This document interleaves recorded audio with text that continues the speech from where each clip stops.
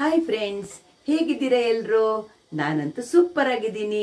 ನಂತರ ನೀವು ಕೂಡ ಸೂಪರ್ ಆಗಿದ್ದೀರಿ, ಇರ್ತೀರಿ ಅನ್ನೋದೇ ನನ್ನ ಭಾವನೆ.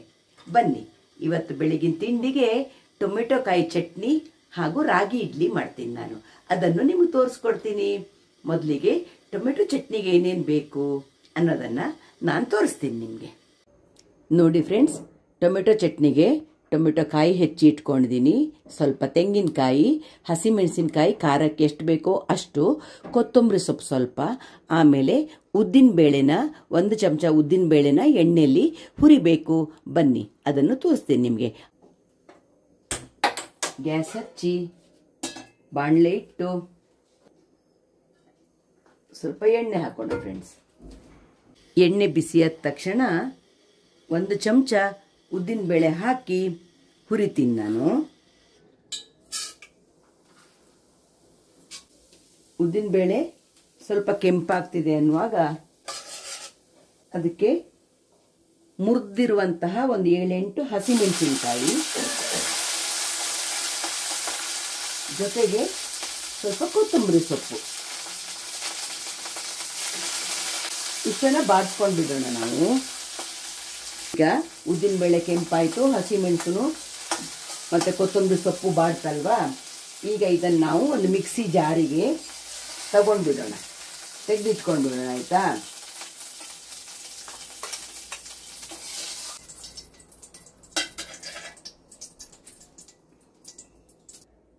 ಈಗ ಸ್ವಲ್ಪ ಎಣ್ಣೆ ಉಳಿದಿದೆಯಲ್ವಾ, ಅದಕ್ಕೆ ಈ ಕಟ್ ಮಾಡಿ ಇಟ್ಕೊಂಡು ಟೊಮೆಟೊ ಕಾಯಿ ಇದೆಯಲ್ವಾ, ಇದನ್ನು ಹಾಕ್ತಾ ಇದ್ದೀನಿ ನೋಡಿ.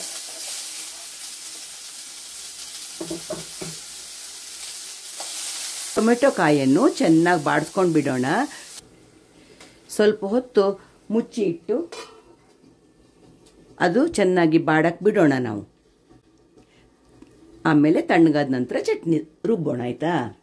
ಟೊಮೆಟೊ ಕಾಯಿನೂ ಬೆಂದು ಚೆನ್ನಾಗಿ ರೆಡಿಯಾಗಿದೆ. ಒಂದು 5 ನಿಮಿಷ ತಣ್ಣಗಾಗಕ್ಕೆ ಬಿಟ್ಟು ಅದನ್ನು ಮಿಕ್ಸಿ ಜಾರಿಗೆ ಹಾಕಿ, ನೋಡಿ ಇದೆಲ್ಲ ಹಾಕಿ ಇಟ್ಟಿದ್ದೀನಲ್ವ ಮಿಕ್ಸಿ ಜಾರಿಗೆ, ಇದಕ್ಕೆ ತೆಂಗಿನಕಾಯಿ ಮತ್ತು ಟೊಮೆಟೊ ಕಾಯಿ, ಉಪ್ಪು ಹಾಕಿ ನಾನು ರುಬ್ಬಿ ನಿಮಗೆ ಚಟ್ನಿ ಮಾಡಿ ತೋರಿಸ್ತೀನಿ. ನೋಡಿ ಫ್ರೆಂಡ್ಸ್, 1 ರೌಂಡು ತೆಂಗಿನಕಾಯಿ, ಕೊತ್ತಂಬರಿ ಸೊಪ್ಪು, ಹಸಿಮೆಣಸಿನಕಾಯಿ, ಉದ್ದಿನಬೇಳೆ, ಇಷ್ಟು ಉಪ್ಪು ಹಾಕಿ 1 ರೌಂಡ್ ನಾನು ತಿರುಗಿಸ್ದೆ.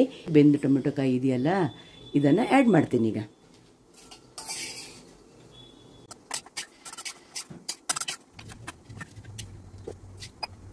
ನುಣ್ಣಗೆ ರುಬ್ಕೊಂಡು ಬರ್ತೀನಿ. ನುಣ್ಣಗೂ ರುಬ್ಬೋದು, ತರಿಯಾಗಿಯೂ ರುಬ್ಬೋದು, ನಿಮ್ಮಿಷ್ಟ. ನೋಡಿ ಫ್ರೆಂಡ್ಸ್, ಚಟ್ನಿ ರೆಡಿ.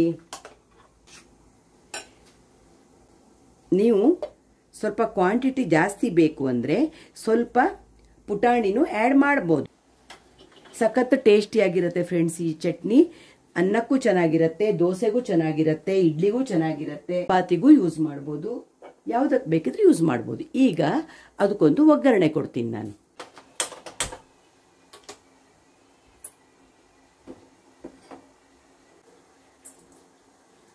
ಉದ್ದಿನಬೇಳೆ, ಸಾಸಿವೆ, ಜೀರಿಗೆ,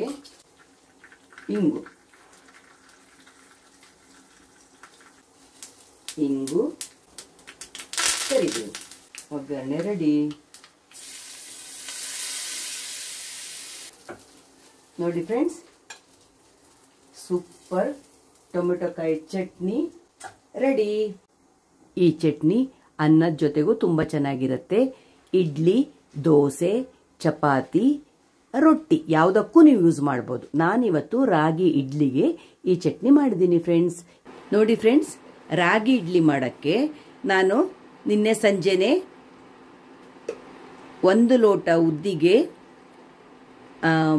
3 ಲೋಟ ರಾಗಿ ನೆನೆಸಿಬಿಟ್ಟು ಸಪರೇಟ್ ನೆನೆಸಿದ್ದೆ. ಗ್ರೈಂಡರಲ್ಲಿ ಉದ್ದು ಫಸ್ಟ್ ರುಬ್ಬಿ ತೆಗೆದು ರಾಗಿ ಹಾಕಿ, ಆಮೇಲೆ ರಾಗಿ ರುಬ್ಬಿ ಅದನ್ನು ಇಟ್ಟಿದ್ದೆ. ಅದಕ್ಕೀಗ ಬೆಳಿಗ್ಗೆ ಉಪ್ಪು ಸೇರಿಸ್ತೀನಿ.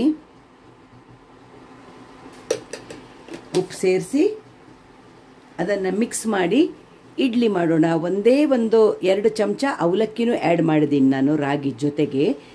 2 ಗ್ರೈಂಡರಲ್ಲಿ ರುಬ್ಬಿ ಹಿಟ್ಟು ಮಾಡ್ಕೊಂಡಿದ್ದೆ. ಈಗ ಬೆಳಿಗ್ಗೆ ಇದನ್ನು ಇಡ್ಲಿ ಮಾಡ್ತೇನೆ. ತೋರಿಸ್ತೇನೆ ನಿಮಗೆ.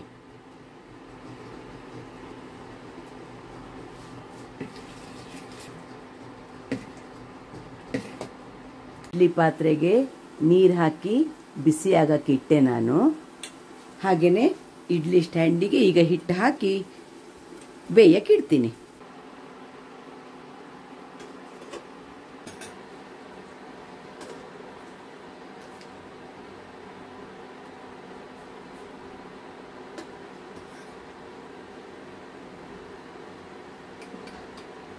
ಈಗ ಇಡ್ಲಿ 10 ನಿಮಿಷ ಬೇಯಿಸೋಣ ನಾವು. ಈಗ ಇಡ್ಲಿ ರೆಡಿ ಆಯಿತು ಫ್ರೆಂಡ್ಸ್. ಗ್ಯಾಸ್ ಆಫ್ ಮಾಡ್ತೀನಿ.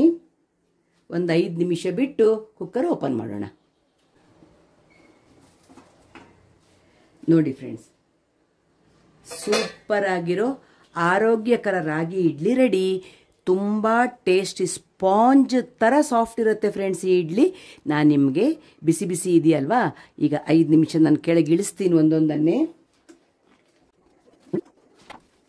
ತೆಗೆದು ನಿಮ್ಗೆ ತೋರಿಸ್ತೀನಿ. ಈಗ ಬಿಸಿ ಬಿಸಿ ರಾಗಿ ಇಡ್ಲಿ ರೆಡಿ. ಈಗೆಲ್ಲ ತೆಗೆದು ಟೊಮೆಟೊ ಕಾಯಿ ಚಟ್ನಿ ಜೊತೆಗೆ ಬ್ಯಾಟಿಂಗ್ ಮಾಡೋದಷ್ಟೇ ಬಾಕಿ ಫ್ರೆಂಡ್ಸ್. ಸೂಪರ್ ಆಗಿರುತ್ತೆ ಈ ಇಡ್ಲಿ. ಒಂದ್ಸಲ ಟ್ರೈ ಮಾಡಿ ನೋಡಿ. ನೀವು ಯಾವುದೇ ಥರ ಚಟ್ನಿ ಮಾಡ್ಕೊಳ್ಬೋದು. ನೋಡಿ ಫ್ರೆಂಡ್ಸ್, ಬಿಸಿ ಬಿಸಿ ರಾಗಿ ಇಡ್ಲಿ ಜೊತೆಗೆ ಟೊಮೆಟೊ ಕಾಯಿ ಚಟ್ನಿ. ನೋಡಿ ಹೊಗೆ ಬರ್ತಾ ಇದೆ, ಇನ್ನು ಬಿಸಿ ಬಿಸಿ. ನಾವು ಬೆಳಿಗ್ಗಿನ ಬ್ರೇಕ್ಫಾಸ್ಟ್ ಮಾಡ್ತೀವಿ. 8:45 ಗಂಟೆ. ತುಂಬ ಆರೋಗ್ಯಕರವಾದ ಇಡ್ಲಿ ಇದು. ನೀವು ಎಲ್ಲರೂ ಮನೇಲಿ ಮಾಡಿಕೊಂಡು ಟ್ರೈ ಮಾಡಿ.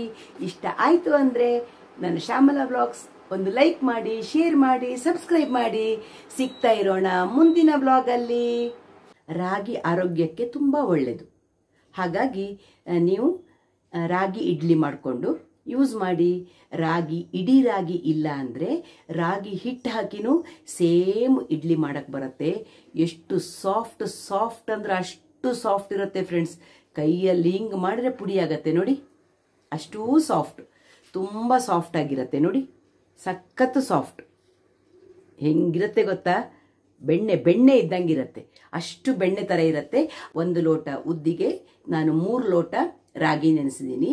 ನೀವು ಗ್ರೈಂಡರಲ್ಲಿ ಮಾಡ್ತೀರಿ ಅಂದರೆ 1 ಲೋಟಕ್ಕೆ 3.25 ಹಾಕ್ಬೋದು ರಾಗಿನ. 1 ಲೋಟ ಉದ್ದಿಗೆ.